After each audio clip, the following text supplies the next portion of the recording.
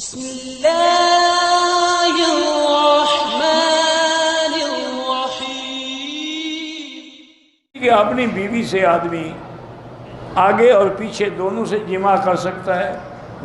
پیچھے سے جماع کرنے پر اللہ کے نبی نے لعنت بھیجی ہے کہ من اتی فی دبر امرأتہ فعلیہ لعنت اللہ، جو آدمی عورت کو غلط استعمال کرتا ہے اس پر اللہ کی لعنت ہوتی ہے۔ اب تمہاری مرضی ہے کہ اپنی بیوی کے باوجود لعنتی بنتے رہو، تو اس کا ہم کیا کر سکتے ہیں؟ کہتے ہیں جی کہ عورت سے جماع کے وقت لائٹ بند کرنا ضروری ہے۔ کوئی ضروری نہیں ہے، آپ کی بیوی آپ دیکھ سکتے ہیں، اس میں کیا ہے، اندھیرے کر دیں۔ یعنی اس کا معنی یہ ہوا کہ دن میں کبھی میاں بیوی نہ ملیں، پہلے اندھیرے کا انتظام کریں۔ پتہ نہیں کہاں سے لوگوں نے مسئلے گھڑے ہوئے ہیں۔ کہتے ہیں جی کہ عورت کو تیار کرنے کے لیے پہلے اس سے طلاق یا کوئی جنسی باتیں بالکل کرنی جائز ہیں، کیونکہ قرآن بھی یہی کہتا ہے۔ اللہ نے قرآن میں فرمایا ہے کہ یسألونک عن المحیض قل هو اذى فاعتزلوا النساء في المحیض ولا تقربوهن حتى يطهرن فاذا جب وہ پاک ہوئے فَأْتُوهُنَّ مِنْ حَيْثُ أَمَرَكُمُ اللَّهُ إِنَّ اللَّهَ يُحِبُّ التَّوَّابِينَ وَيُحِبُّ الْمُتَّطَہِّرِينَ فَأْتُوا حَرْثَكُمْ۔ قرآن کہتے ہیں حرث، اپنی کھیتی کی جگہ۔ تو کھیتی میں تو ہل بھی چلانا پڑتا ہے، پانی بھی لگانا پڑتا ہے، اس کی چھانٹ چھڑکاو بھی کرنی پڑتی ہے، بوٹیاں بھی مارنی پڑتی ہیں، تب بھی کھیتی ہوگی نا۔ تو اس لیے یہ سب جائز ہے۔ بلکہ علماء نے یہ بھی لکھا ہے کہ اگر میاں بیوی آپس میں پیار کر رہے ہیں، طلاق کر رہے ہیں، بوس و کنار، تو یہ نفل پڑھنے سے بھی زیادہ ثواب، کیونکہ اس سے وہ زنا سے بچے گا نا۔ اور اگر محبت نہیں ہوگی تو وہ منہ کالا کرے گا، جہنم میں جائے گا۔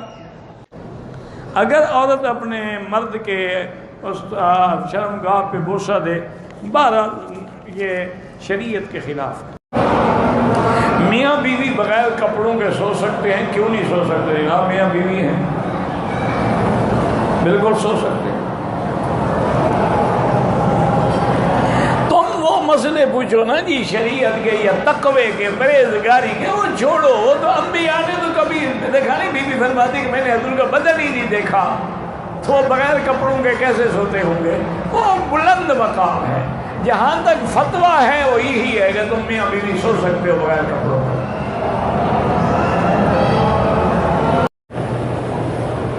میاں بیوی کو ایک دوسرے کے جسم کے ساتھ تک دیکھنا جائز ہے، سب کچھ دیکھنا جائز ہے، دیکھنا تو منع نہیں ہے۔ ہن لباس لکم وانتم لباس لہن۔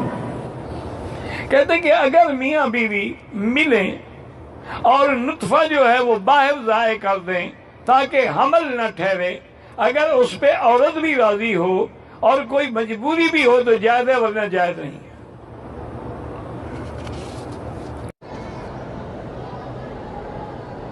کہتا ہے کہ بعض اوقات بچہ دودھ پی رہا ہے، اس وقت بھی خاوند اپنی بیوی سے مل سکتا ہے، لیکن بہتر یہ ہوتا ہے کہ ایسے حالات میں نہ ملیں۔ چاہے بچہ دودھ پینے والا ہو، اس کے دماغ میں ہر چیز آتی ہے جو کچھ تم کر رہے ہو۔ وہ ایک کمپیوٹر ہے، اس میں فیڈ ہو رہی ہے ہر چیز۔ وہ بول نہیں سکتا، لیکن بڑا ہوگا اور پتہ لگے گا میرے باپ کا یہ حال ہے۔ اگر دو بیویاں ہیں میری، ایک ہی کمرے میں، ایک دوسرے کے سامنے میاں بیوی ہم مشترکت نہیں کر سکتے ہیں، دوسرے کو ایذا پہنچانے کی اللہ نے اجازت نہیں دی۔ ایک ہی وقت میں 2 یا 3 بیویوں سے جماع کر سکتے ہیں؟ نہیں کر سکتے۔ کیوں نہیں کر سکتے؟ اگر اللہ نے تمہیں طاقت دی ہے کر سکتے ہو۔ اور یہ تو حدیث میں بھی ہے، میرے آقا جب حج پہ تشریف لا رہے تھے تو ساری بیویاں ساتھ تھیں، اور آخر میں آپ کی 9 بیویاں تھیں۔ 11 سے نکاح ہوا لیکن آخر میں 9 تھیں۔ وہ 9 کی 9 بیویاں ساتھ تھیں۔ حضور مدینے سے ذل حلیفہ آ گئے، وہاں قیام فرمایا، رات گزاری۔ تو اسی رات میں حضور نے اپنی ہر بیوی کے ساتھ جا کے مجامعت کی تاکہ سنت بھی پوری ہو جائے اور احرام سے پہلے سب کے خواہشات نفسانی بھی مٹ جائیں۔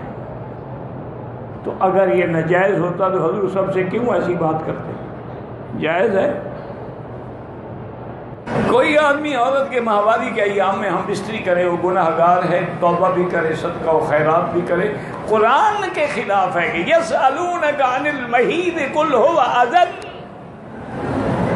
حیض کی حالت میں عورت سے ملنا فرمایا اللہ نے پلیدی ہے، تکلیف ہے، فاعتزلوا النساء فی المحیض، بالکل دور ہو جاؤ، حیض کی حالت میں ان کے قریب نہ آؤ۔ اچھا یہودی تو یہ کرتے تھے کہ اگر عورت حیض میں ہو ان کے گھر بھی نہیں آ سکتی تھی، دوسرے کمرے میں رہتی تھی، برتن بھی دوسرے، کپڑے بھی دوسرے، کھانا بھی الگ، ہر چیز الگ۔ لیکن اسلام نے کہا کہ نہیں، یہ سزا تو نہیں، اکٹھے رہ سکتے ہو، بیوی کھانا بھی پکا سکتی ہے، میاں بیوی کھانا اکٹھے کھا سکتے ہیں، بلکہ ایک بستر پہ لیٹ بھی سکتے ہیں، لیکن جماع کرنا جو ہے وہ حرام ہے۔